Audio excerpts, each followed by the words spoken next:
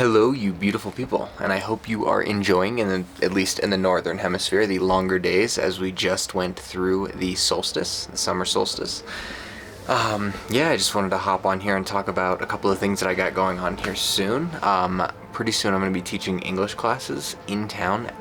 Well, first of all, I've taken on an English student, which is pretty cool. I've been teaching them weekly, twice a week, which has been really, really good. I have also been working on setting up something in town where I've been going to be teaching English to the locals.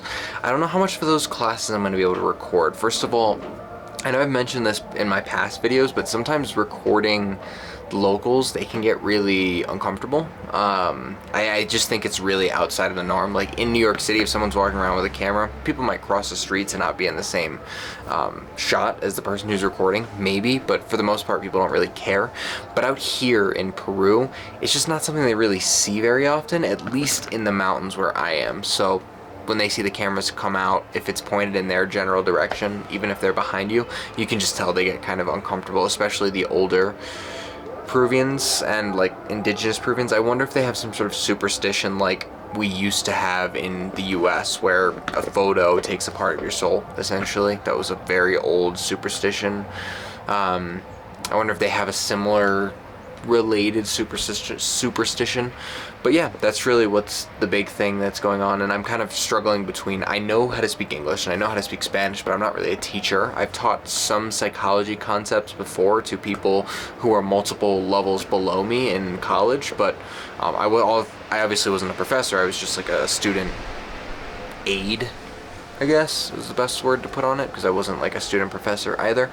I just explain the concepts and stuff to people who needed it, and it sometimes ended up being class-like settings.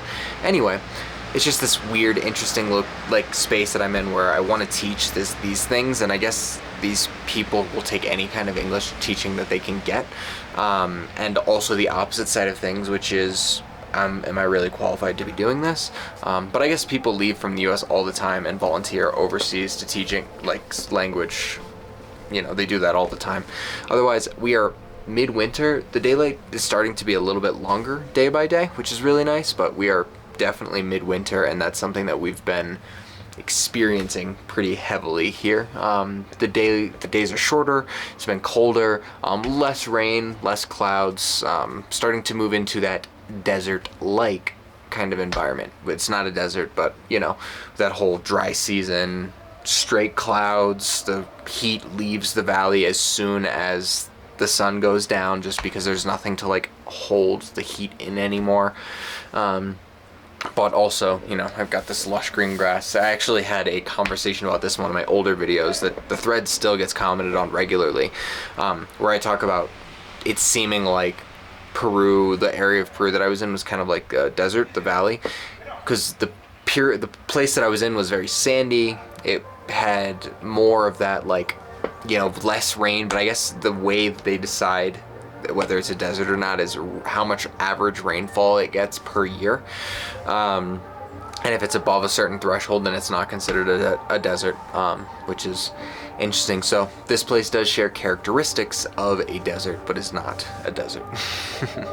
There are deserts in Peru, though. One of the things that I want to kind of do. Another kind of exciting thing is my mom is working on coming out here. I haven't seen her in a very long time, partially because I live out here, partially because I've been traveling for school, and she lives in my home state. So once I left my home state to go to college, I don't really return that often. There's really no reason to, except for to see her, and it's a little bit out of the way for most places. It's not too bad. It's a plane ride in and then an hour and a half drive, but someone else has to pick me up or I have to pay a taxi. The logistics add up really quickly.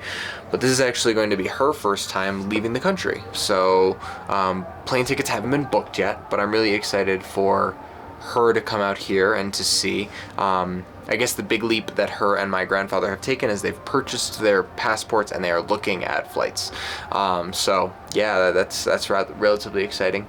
Those are the big events with me right now. Things have been kind of slow. I think a lot of my days have been taken up through like work. which I feel like a lot of us are kind of going through. I think a lot of people in the US are kind of having this. I'm very lucky that I'm not as imbalanced as some of the people in the US, so don't take this as complaining, because it's not in any way. But you know, I think a lot of people in the US right now specifically have these really rough work-life balances because there's not enough money for them to live their life, get ahead. I have a bunch of friends who are, you know, paying for their groceries with credit cards in hopes that they're going to be able to make ends meet and then pay off their credit card bill. And you know, they have like a $25 a month or whatever their payment is. I don't ask them, but they pay off the monthly payment and put more groceries on their credit card. You know, it's not too much per month if you're frugal, but it adds up if the place that you're having to cut corners is your food. Yeah, I don't know. In other news though, that's more closer to home, and I want to first, before I move off, my heart goes out to all of you that are struggling and that you are struggling to buy food from month to month. I wish I could help you, but for now, stay strong, keep being flexible, keep thinking about different ways to adjust lifestyle. It's a bit of a heavier topic than I normally get into on the videos, but you know, I do think about you all very often, not only my viewers, but people who are not my viewers but are struggling out there in the US, just from hard economic times right now. And I think other people are just doing fine, but there are some people who are really struggling. So for those of you that are struggling, I feel for you, and I know that's not much, but that's the most that I can do from here. But yeah, and the last thing that I want to talk about is we are in the process of looking at coming back to the US, not forever, but for like a small trip. I don't know what that looks like, when that's going to happen, but we want to run a little bit of a retreat there, and I'm also looking at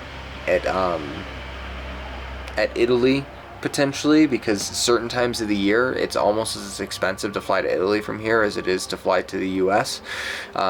There's like a period of time where Italy dips and the US raises at like the same time, and that seems to be coming up, so we're kind of juggling, do we want to do that? Can we make it financially viable through business options and opportunities and videos like this one? Usually my videos that I make don't play a lot into my financial decisions. Like, I'm not going to go to Italy to make a video right now because I don't turn any profit from YouTube. If I'm going to Italy, I'm going to be making videos, but I don't expect to have any return on investment on those particularly as of yet. So yeah, that's really where my mind is at with all of that. Yeah, thank you guys for listening, and I'll see you soon.